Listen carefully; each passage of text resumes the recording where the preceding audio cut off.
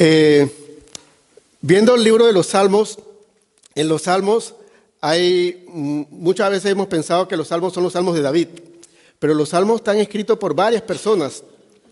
Y algo muy interesante que me encontré yo en un Salmo, que es el Salmo 90. Lo tengo aquí, el versículo 12, la nueva versión internacional dice así: enséñanos a contar bien nuestros días para que nuestro corazón adquiera sabiduría. A los hermanos que están con WhatsApp en el grupo de nosotros, se los mandé en el día de hoy para que estuviéramos pensando en esto y de hecho está ligado en lo que vamos a ver un poco más adelante con una pregunta que me hizo una hermana esta mañana, y yo le dije casualmente eso tiene que ver con lo de la prédica y me alegra saber que cuando uno está buscando la presencia del Señor para saber qué es lo que va a compartir, lo que Dios le da a uno es exacto a lo que en nuestro corazón hay como necesidad. Así que a veces nosotros sentimos que la prédica va dirigida a nosotros, nos la tiene con nosotros o que tiene que ver con nosotros, y eso es verdad, porque Dios los trae a ustedes y me prepara a mí para que eso se comparta. Enséñanos a contar bien nuestros días para que en nuestro corazón adquiera sabiduría. Este es el versículo principal para empezar esta prédica que se llama Lecciones de Vida. Cuando yo llegué a Suiza, yo empecé a hacer como unos videos pequeños y no sabía qué nombre ponerle, y yo le puse Lecciones de Vida porque era como una moraleja o una enseñanza corta, menos de un minuto, de lo que yo estaba aprendiendo en mi nueva vida en Suiza. A lo largo del tiempo ya entonces pasan los años y ya uno no tiene tiempo para poder seguir haciendo estos pequeños vídeos, pero uno sigue aprendiendo porque Dios nunca para de enseñarles a uno. El versículo, vamos nuevamente al versículo y ahora vamos a entender por qué se llama la prédica Lecciones de Vida. El versículo 12 del capítulo 90 de Salmos dice: enséñanos a contar bien nuestros días. O sea, al contar bien nuestros días o hacer que nuestros días cuenten, nos llevan a entender que en el mundo entero, como dice el eslogan de Lecciones de Vida, el mundo entero es un salón de clases. No importa dónde tú vayas, uno está aprendiendo siempre. Y uno va con Dios enseñanza tras enseñanza tras enseñanza, y debemos aprender las lecciones de vida que Dios nos da en cada acontecimiento. Porque se trata de aprender las lecciones.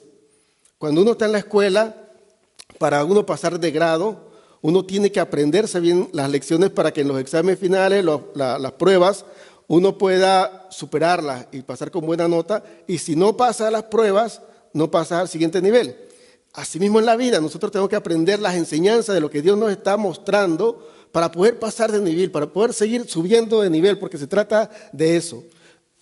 Cuando Moisés escribió este salmo, ahora es curioso porque es el único salmo que se le atribuye a Moisés.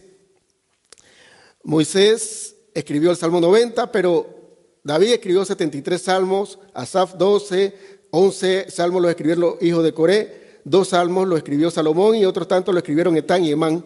Pero los salmos, en el caso cuando usted lo vea, los puede ver en su Biblia, precisamente más que nada la versión Reina Valera de 1960 dice oración de Moisés, y entonces no está hablando de un canto, está hablando de una oración.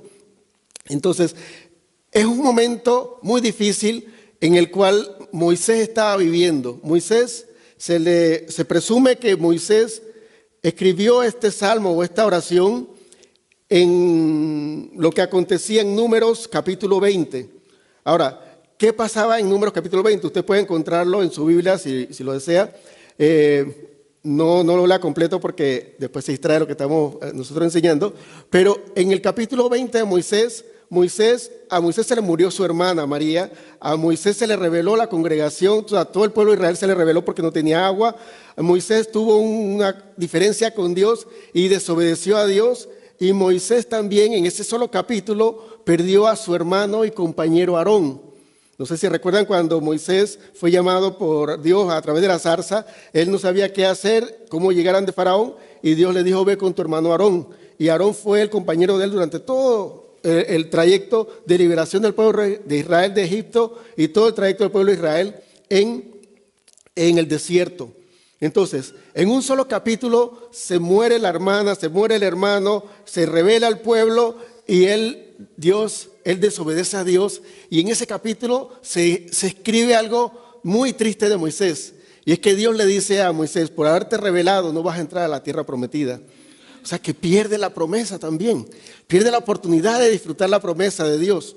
Y ahora nos llega a la conclusión es que en momentos difíciles nosotros aprendemos mucho más cosas si los vemos de forma de análisis o de aprender que de una forma simple. Si lo vemos de forma simple, los sufrimientos son difíciles y son malos y son feos y no lo queremos.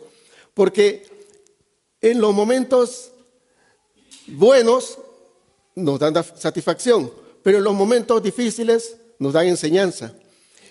Y uno se preguntaría, pero cuando uno sufre, ¿no? Cuando uno está sufriendo, vamos a ver el caso de Moisés, que se murió el hermano, se rebeló el pueblo, perdió la promesa, después se le murió el hermano, bueno, primero la hermana, el hermano, el pueblo se rebeló y él perdió la promesa. En un momento tan difícil, uno o lo ve como tragedia o lo ve como una lección que uno tiene que aprender en la vida, una lección de vida.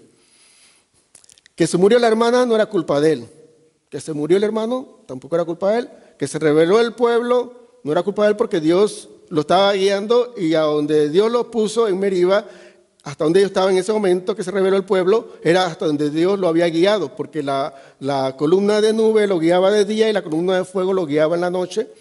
Y esa era la presencia de Dios llevándolo. O sea, que si ellos estaban en este lugar donde no había agua, era porque Dios los llevó a ese lugar.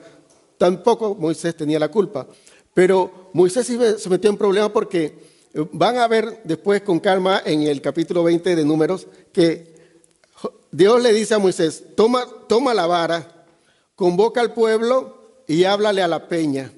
Entonces, él agarró la vara, llamó al pueblo y lo regañó y le pegó a la piedra. O sea, uno dice como que pues, tampoco es tan grave, ¿no? Pero hay muchos detalles en los cuales Dios prueba nuestra obediencia y nuestra obediencia o nuestra fe es probada. Cuando digo que nuestra fe es probada, es que va a ser probado, es que creemos. ¿Cuál es nuestra confianza? Si nuestra confianza está en nosotros mismos, en nuestra propia fuerza, o nuestra confianza está en Dios. Tenemos que ser conscientes de que Dios nos dio habilidad, nos dio capacidad de pensar y de decidir y todo esto, pero todo se basa en que nuestra confianza sea la plataforma de todo lo que edifiquemos después. Nuestra fe sea la base principal para todo lo que nosotros hagamos posteriormente. Y eso es probado. Y entonces, ese es un trato totalmente directo. Yo he dicho en otras ocasiones, Dios trata conmigo de una forma diferente a la que trata con cada uno de ustedes, pero no quiero hacerme la víctima, pero a quienes Dios pone aquí al frente los trata con más severidad y es mucho menos el rango de movimiento que uno pueda tener en obediencia ante Dios a unas personas nuevas o a unas personas que están aprendiendo en el Señor. Porque ¿qué pasa? Con un error mío de doctrina o de enseñanza, yo puedo hacer perder toda una congregación. Ahora, si alguien de ustedes se equivoca, no se pierde un montón de gente. Se perderá la gente que usted contamina. Por decir un ejemplo, si ustedes meten un chisme o algo, o hablar mal de alguien, se pierde a los que usted contamina alrededor. Pero quien esté aquí al frente puede tener la capacidad de contaminar o de dañar el corazón, la fe, la esperanza de muchas personas. Por lo cual, entonces, una persona que dirige o una persona que Dios pone aquí al frente tiene una responsabilidad mucho más grande.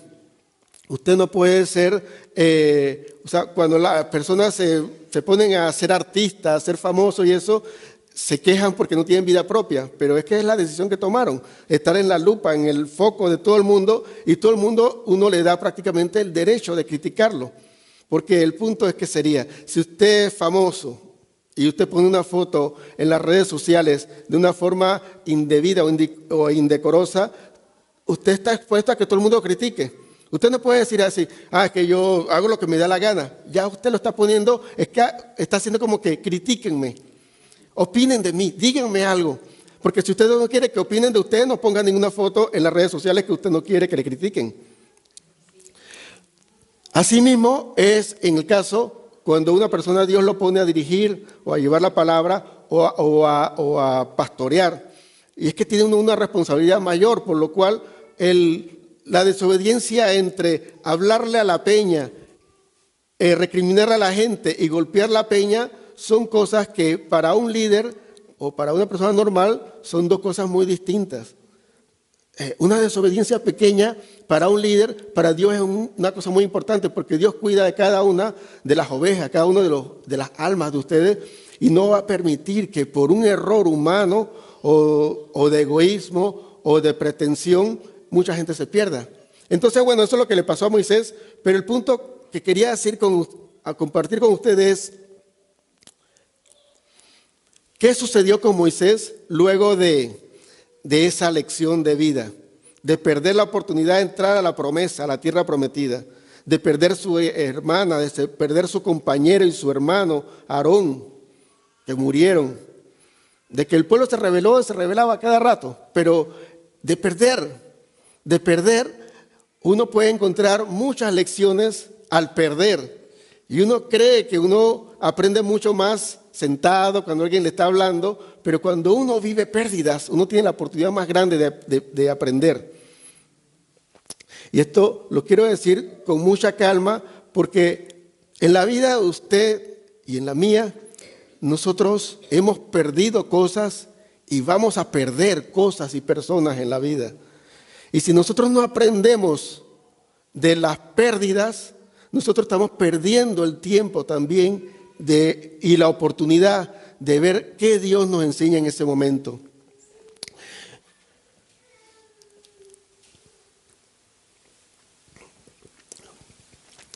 En esta semana mi papá murió y yo estoy a 9.236 kilómetros de distancia de él para despedirlo. Pero eso no es la parte más dolorosa o triste. La parte más triste es que 9.236 kilómetros no significan tanto como haber pasado toda una vida distante de mi papá. Desde que yo nací, yo nunca vi a mi papá.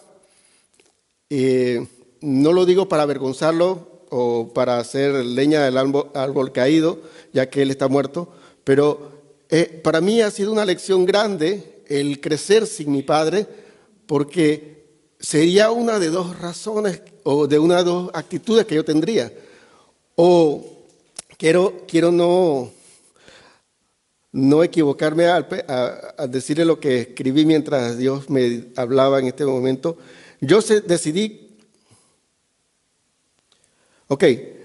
el vivir sin mi padre me llevó a elegir entre usar mi situación como la excusa para resignarme y estancarme en la vida o para usarla de trampolín que me lanzara a hacer las cosas para las cuales yo fui creado y cambiar por completo mi vida. Yo podía vivir con una actitud de huérfano, de decir, no tengo padre, y que mi papá no me quiere y no me reconoce, y hacer un montón de cosas que tendría yo, entre comillas, razón, ¿no? Por quejarme, ¿no? Y no tendría también algo diferente que decir porque en estos tiempos los padres están muy ausentes. Eso es lo que prediqué yo hace un par de años atrás, aquí, acerca del corazón del Padre. Pero la actitud esa de compasión, de conmiseración, de lástima, me ayuda a mí.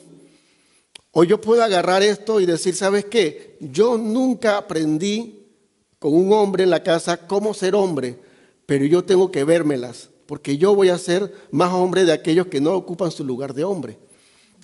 Entonces, yo fui llamado a ser un hombre de Dios y desde el nacimiento mi mamá me hace memoria de eso porque obviamente yo no sabía, yo estaba en el proceso de salir del vientre.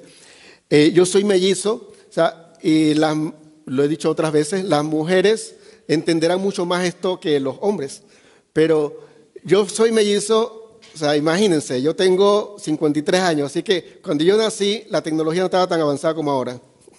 Entonces no se veía y no se sabía que eran dos que los que estaban en el vientre. Así que hubo un parto natural con mi hermano y después se vio que todavía la barriga se mantenía de una forma y todo eso. Y dijeron, mira, es que pasa algo aquí, hay algo más aquí o hay alguien más. Y era yo que estaba bien cómodo allá adentro, no quería salir. Entonces, el parto había sido complicado con mi hermano. Entonces, ahí es la parte donde yo digo que la mujer entenderá un poco más esto. Después de un parto complicado, yo vengo de pie y con el cordón umbilical en el cuello, ¿no? Así felizmente, así como que fuera un collar o guirnalda, así, feliz, yo vengo. Para mi mamá fue muy difícil porque ya no tenía fuerzas y corría el peligro de ahogarme a mí porque cuando uno nace, esto ya lo sé por ser esposo, padre y por lo que me contaba mi mamá, cuando uno nace, el nacer y sale por aquí y esta parte aquí es la peor. Entonces ya cuando la mujer está dando a luz esta parte, ya puede entonces cerrar aquí y se va a la otra vida, Javier. Mi mamá me encomendó a Dios, como mucha gente lo hace en los momentos críticos, y dice, Señor, yo te lo entrego y que Él sea un hombre tuyo y que haga tu voluntad y que tú seas usándolo. Amén. Pero ayúdame a que nazca. Entonces ella hizo su mayor esfuerzo y aquí estoy. Y ahí está ella también, o sea que tampoco le pasó nada, gracias a Dios. Pero, ni me acuerdo porque le estaba contando esto. Pero fue algo muy bonito. Entonces el Señor ya encontré el libro, tampoco. Entonces, lo que entiendo yo que desde que yo nací, mi mamá me ofreció al Señor, casi así como Ana y Samuel, ¿no? O sea, consagrado a ti, nada más que yo no me fui a vivir en el templo. Pero me consagró a Él y yo no lo sabía. En el proceso Dios me estaba formando y yo si iba a ser un hombre de Dios, tenía que aprender a ser hombre y a ser de Dios. Así que sin un ejemplo de un hombre, de un papá, yo tenía que vérmela y Dios me guió en esa parte, en esa tarea. Pero todo parte con la determinación de cómo tú manejas tu problema. Llorando por tu papá, que no existe visualmente, no lo tienes, o porque murió, o porque no está presente, o llorando por él, o diciendo, ¿sabes qué? Yo me encargo, y voy hacia el frente. Entonces,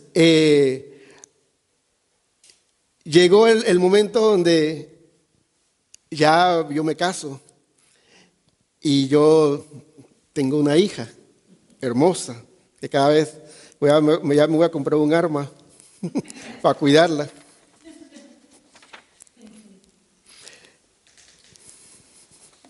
Mira.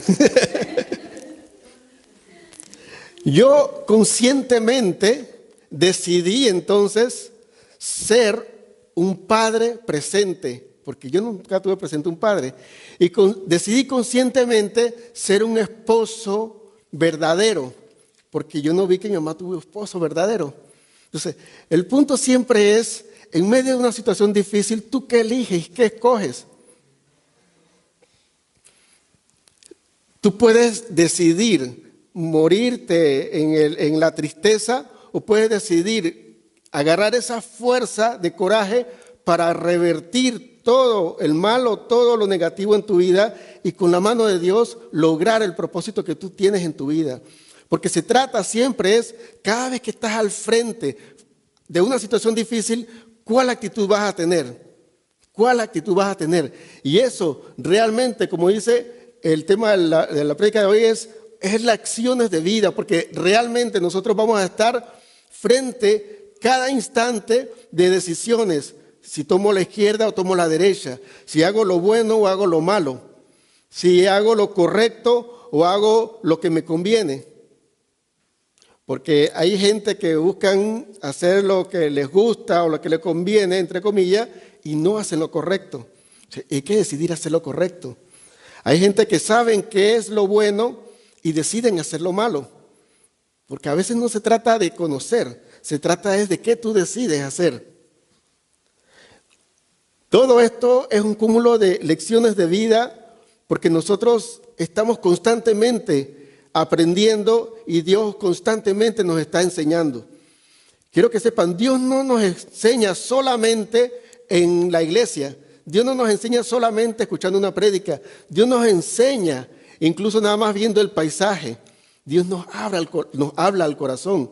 Dios nos enseña nuevas cosas y simplemente cuando tú te pones en la calle y empiezas a ver las personas, Dios habla a tu corazón también. Pero el punto siempre será ¿qué actitud tengo yo frente a las lecciones que Dios me está dando? A veces queremos esperar a que Dios me venga y dé una palabra en la iglesia y es bueno y lo quiero que lo hagan porque hacerlo lo motiva a venir a la iglesia. Pero quiero que sepan que Dios constantemente nos habla. Eso es, por decir un ejemplo, como la radio. La radio siempre está transmitiendo, pero usted no siempre tiene el radio encendido. Usted escuchará las noticias y se enterará de las noticias cuando usted enciende el radio, pero el noticiero siempre estará dando la noticia. Dios siempre estará bendiciéndote y hablándote, pero depende que tú te sintonices con el Señor para que tú puedas conocer las bendiciones y entender lo que Él te está enseñando.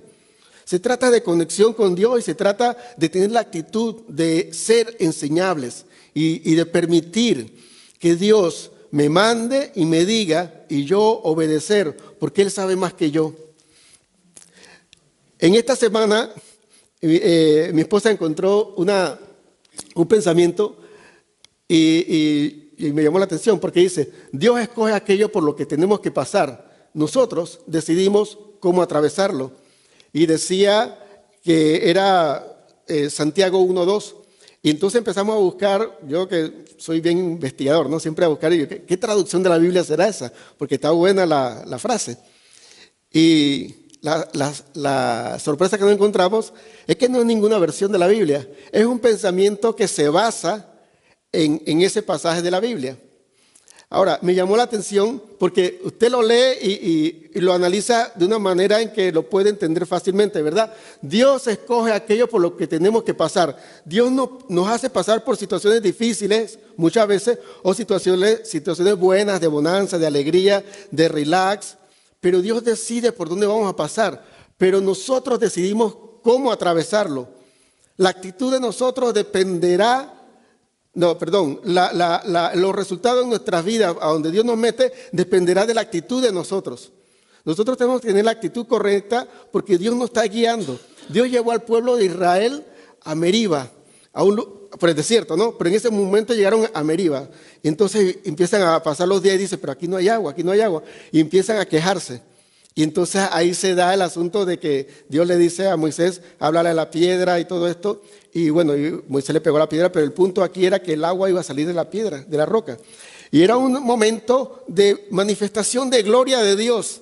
Pero era una prueba donde nosotros en la sed, como el pueblo de Israel, en la sed, en la necesidad, podemos encontrar y ver la gloria de Dios si tenemos la actitud correcta.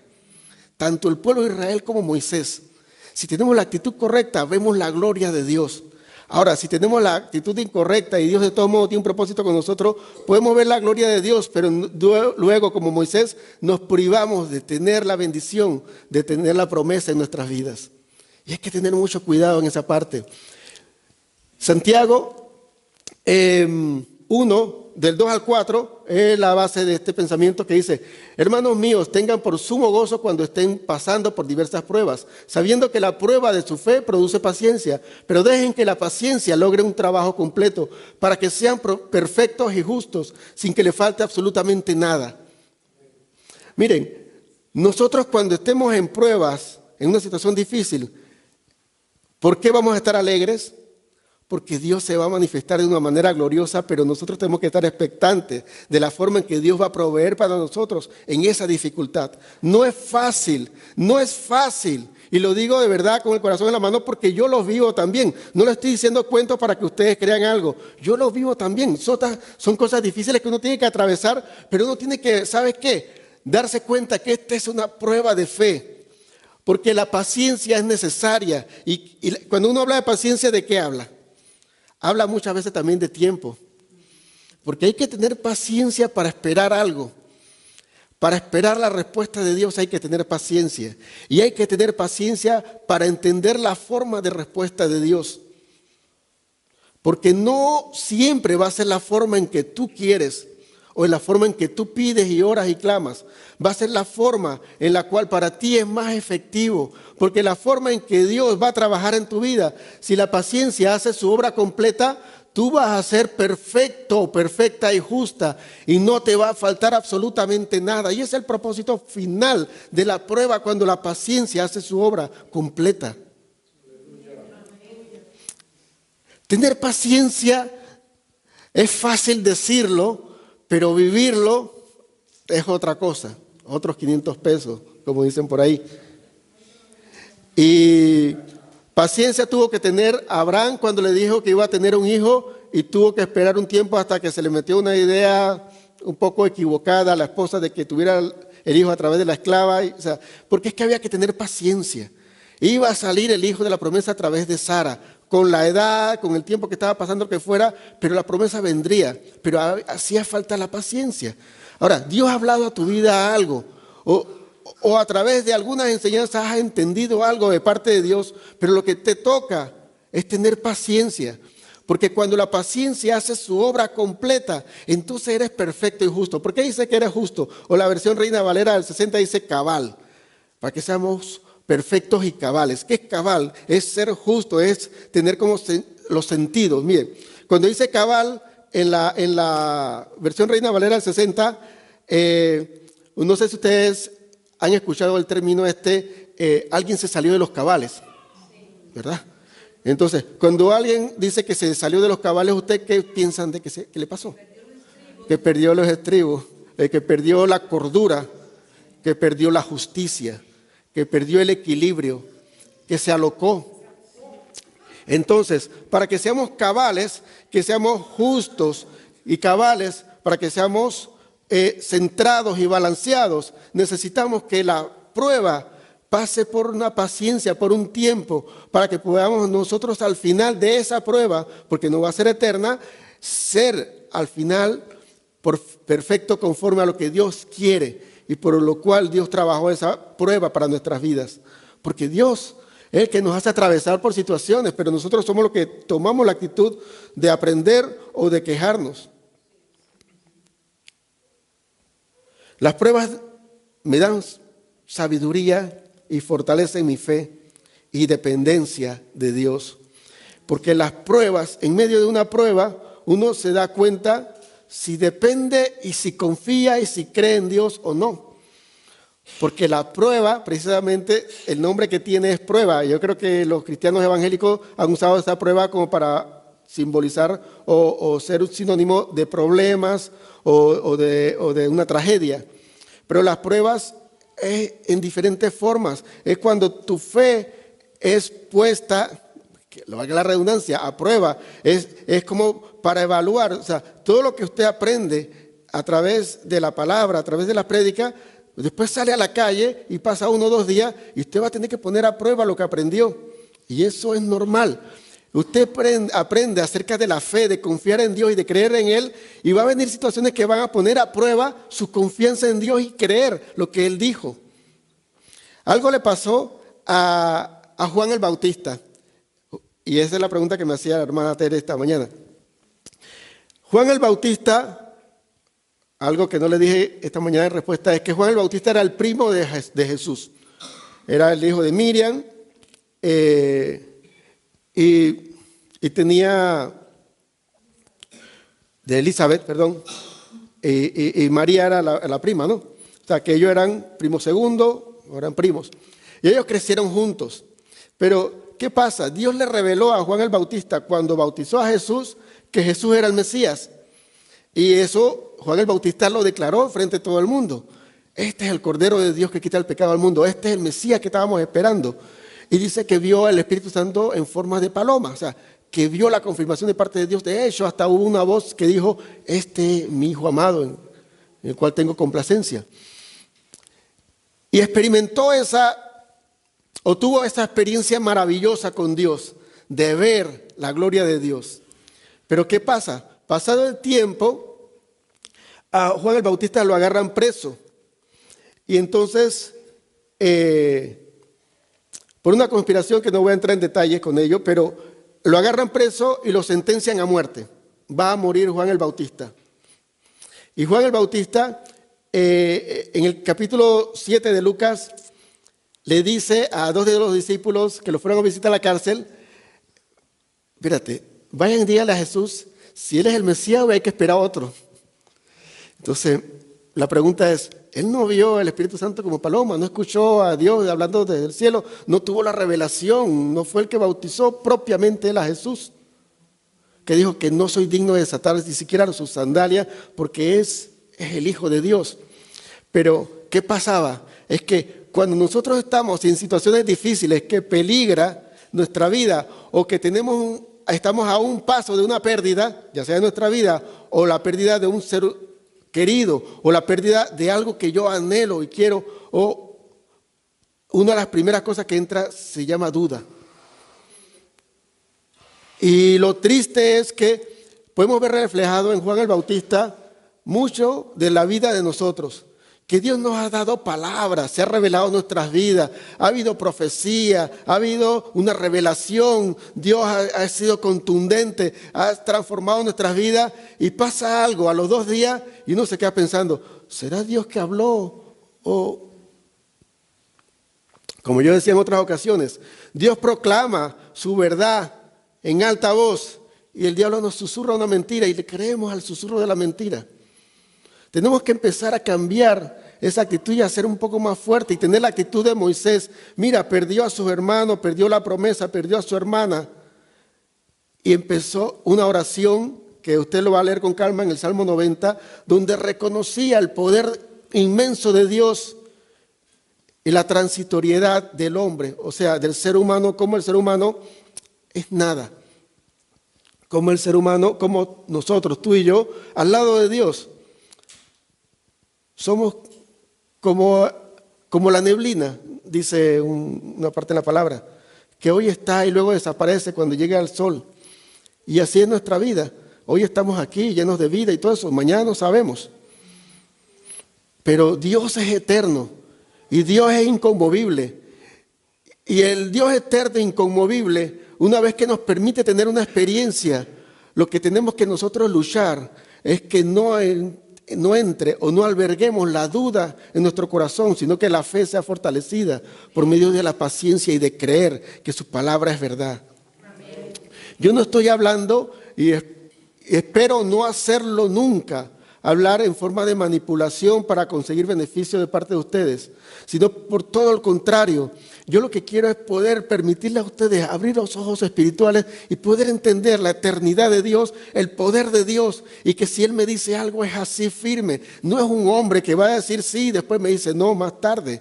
No es que vaya a cambiar de decisión, no es que me promete algo y después dice no, fallé, pensé que mejor no te voy a dar eso. Dios no cambia.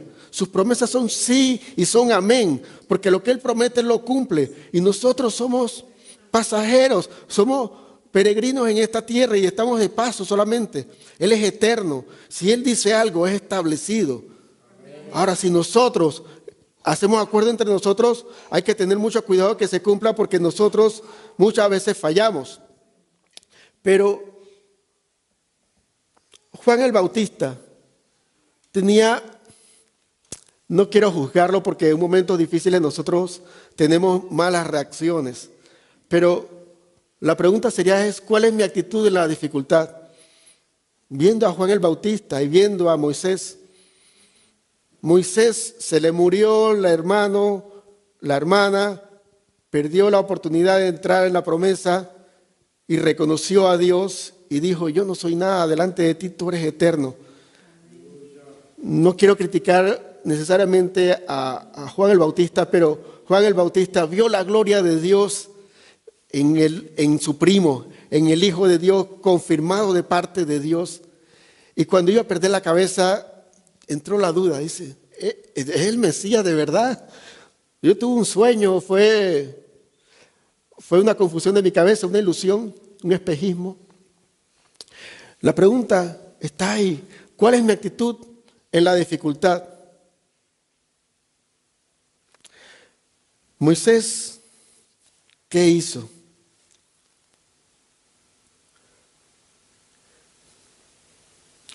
Moisés reconoció la eternidad de Dios. Nosotros hemos pasado dificultades. Cuando digo nosotros, empiezo a hablar de mi casa e incluyo la vida y la casa de uno de ustedes. Nosotros como familia hemos pasado dificultades. Nosotros en general, cada uno en su casa, en su situación, en su vida, ha pasado dificultades. Quizás en momentos tuvimos la actitud de Juan el Bautista, de dudas acerca de Dios. Quizás en una ocasión hemos tenido la actitud de Moisés, de afirmación, de creer, mira, Dios es el Dios Todopoderoso. Pero yo quiero decirles realmente que la mayoría de nosotros tenemos la actitud de Juan el Bautista. Cada vez que pasamos dificultades, dudamos y dudamos y dudamos. Y no aprendemos la lección de que las dificultades nos están llevando a que nuestra fe sea probada y que la paciencia es necesaria para que esa obra sea completa y nosotros seamos perfectos y justos y que no nos falte absolutamente nada, dice la palabra en Santiago. Como nosotros hemos tenido la actitud de Juan el Bautista, yo quiero que de manera de reflexión personal nosotros escuchemos. Yo les voy a decir lo que escribió Moisés en el Salmo 90. Se los voy a poner aquí. Pueden verlo y yo quiero leerlo pero con calma para que ustedes lo analicen. Dios nuestro, tú siempre has sido nuestro hogar, desde siempre y hasta siempre. Desde antes que creaste las montañas, la tierra y el mundo, tú has sido nuestro Dios. Tú marcas el fin de nuestra existencia cuando nos ordenas volver al polvo. Para ti, 1000 años pasan pronto, pasan como el día de ayer, pasan como unas horas de la noche. Nuestra vida es como un sueño del que nos despiertas al amanecer. Somos como la hierba. Comienza el día y estamos frescos y radiantes. Termina el día y estamos secos y marchitos. Si te enojas, nos asustas. Si te enfureces, nos destruyes. Tú conoces nuestros pecados, aún los más secretos. Si te enojas, termina nuestra vida. Los años se nos escapan como se escapa un suspiro. Si las fuerzas nos ayudan, podemos vivir 70 años y aún llegar a los 80. Pero no tiene sentido que vivamos tanto tiempo. Esta vida de angustias y problemas pasa pronto, lo mismo que nosotros. La fuerza de tu furia nadie ha llegado a conocerla. Es tan grande tu enojo como el temor que nos inspiras. Enséñanos a contar bien nuestros días para que nuestro corazón adquiera sabiduría. Nosotros pasamos problemas. Cuando uno se hace cristiano, no se eliminan los problemas, se le da a uno la capacidad de poder soportarlos y verlos de una forma distinta, de verlos como lección, no como tragedias personales. Cada cosa que nosotros hasta la fecha hemos superado, nos han hecho más fuertes y nos han hecho encontrar alternativas a salir de círculos viciosos en nuestra vida. Porque Dios así lo ha querido, porque Él ha permitido que pasemos y entremos en pruebas, porque es necesario la prueba y es necesario que tengamos paciencia en medio de la prueba, para que cuando pasemos esa prueba, la paciencia haga una obra completa en nuestras vidas y seamos perfectos y cabales y que no nos falta absolutamente nada. Dios nos lleva en prueba, nos lleva de gloria en gloria, porque después de cada prueba hay una gloria y una victoria. ¿Cómo va a haber victoria si no hay batalla, si no hay lucha? ¿Cómo va a haber un capitán más valiente y más experimentado si no ha pasado por tormentas? No puede haber valientes sin situaciones difíciles. Y no podrá haber victoria sobre la muerte si no haya muertos. Nosotros hemos vencido a la muerte. Cada cosa que nosotros enfrentemos dependerá de cómo manejemos la situación. ¿Dónde está Dios en medio de tu dificultad? Sería la pregunta que yo hago para el final. ¿Dios está en el banquillo de los acusados como culpable por mi tragedia? ¿O está en el púlpito frente a nosotros como el maestro que nos está enseñando algo nuevo? Que nos ha repartido a todos nosotros una hoja que con tu pluma vas a tener que pasar la prueba, llenar la prueba. Has aprendido mucho hasta ahora. Compruébame que las lecciones que hemos dictado, tú las conoces y las sabes. y la vives. La vida entera es enseñanza, es aprender, es aprender, es aprender. Si nosotros no entendemos que ser obedientes a Dios va a ser nuestra mayor ventaja para aprender las lecciones de Dios, hemos perdido todo el tiempo. Nos toca a nosotros aprender, porque Dios siempre está enseñando. Nos toca a nosotros obedecer, porque Dios siempre está mandando. Nos toca a nosotros ser humildes, porque Dios siempre va a ser el más grande. Vamos a orar porque Dios ha querido mostrarnos a nosotros esta hoja de prueba y que tenemos que llenar. Yo sé que en la mente de cada uno de ustedes y de nosotros está el recuerdo de muchas situaciones difíciles en nuestras vidas. Y quizás nosotros no nos perdonamos por haber tenido una mala actitud. Como prediqué el domingo anterior, el nivel 77 es lograr perdonarnos a nosotros mismos. Necesitamos llegar a un nivel tan alto de perdón en nuestras vidas que tengamos la capacidad de perdonarnos a nosotros mismos. Para cerrar, cuando Juan el Bautista le hizo la pregunta en Lucas 7, versículo 20, de que si Jesús era el Mesías o había que esperar algún otro, Jesús nunca se indignó y dijo, ¿cómo va a ser posible que él vio todas estas cosas? Él le dijo, mira, dile que los ciegos ven, que los cojos caminan, que los presos son libres y que a los pobres es predicado el evangelio. Si tú te estás acusando en tu corazón porque fallaste y perdiste en las pruebas que Dios te pasó antes, las reprobaste porque no hiciste lo correcto, Dios no te está acusando ni recriminando. Dios hoy te pone la hoja en blanco y te dice, viene una nueva prueba. Esta sí la vas a pasar porque estás aprendiendo.